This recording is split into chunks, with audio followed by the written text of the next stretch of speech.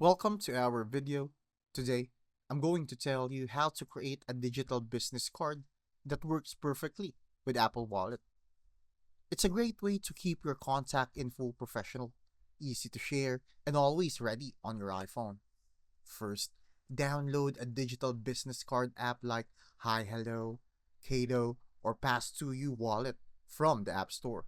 Once you open the app, set up your profile by adding your name, job title, phone number, email, website, and you can even include your photo or company logo. After that, most apps will let you export or generate a wallet compatible pass. Tap Add to Apple Wallet, and just like that, your business card is saved inside your wallet app. Now, whenever you meet someone new, you can share your details instantly with a quick tap or QR scan. No need to carry around physical cards anymore.